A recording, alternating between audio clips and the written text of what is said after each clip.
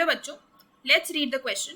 Question है which of the following gases will be absorbed maximum on a solid surface. Options आपके पास हैं carbon dioxide यानी कि CO2, ऑक्सीजन यानी कि O2, नाइट्रोजन यानी कि N2 और हाइड्रोजन यानी कि H2. इसमें आपको बताना है कि कौन सी गैस मैक्सिमम एब्जॉर्ब होने वाली है सॉलिड सरफेस पे.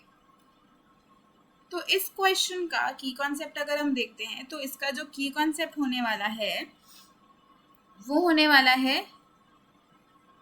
एड्सॉर्प्शन का डिपेंडेंस. बेसिकली कि एड्सॉर्प्शन, रेट ऑफ एड्सॉर्प्शन किस पे डिपेंड करता है ना.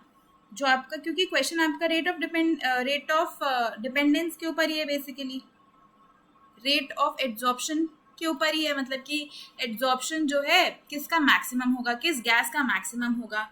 तो एड्सॉर्प्शन जो है वो डिपेंड करता है क्रिटिकल टेम्परेचर पे. किस पे डिपेंड करता है? क्रिटिकल टेम्परेचर पे.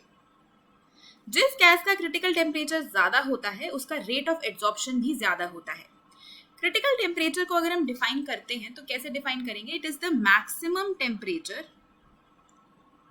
The maximum temperature above which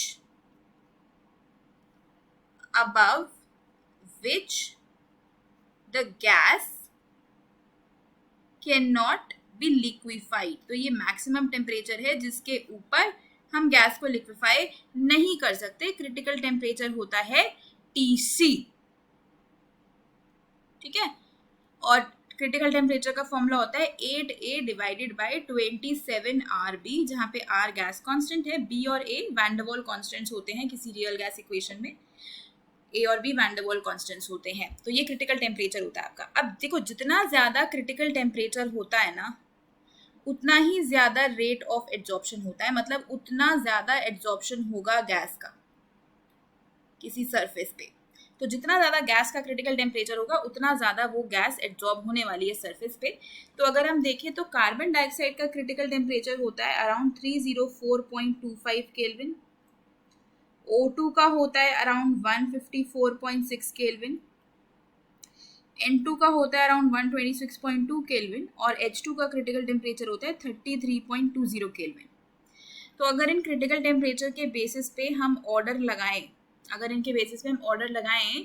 कि गैसेस के एड्सॉर्प्शन का क्या ऑर्डर होगा, तो CO2 का एड्सॉर्प्शन सबसे ज़्यादा होगा, फिर O2 का होगा, फिर N2 का होगा और उसके बाद किसका हो जाएगा? H2 का हो जाएगा. तो कौन सी गैस मैक्सिमम एड्सॉर्ब होगी? CO2, क्योंकि इसका क्रिटिकल टेम्परेचर सबसे ज़्यादा है. तो इसलिए हमारे क्वेश्चन का जो आंसर है वो क्या हो जाएगा? Option 1 CO2. Hope you understood it well. Best of luck.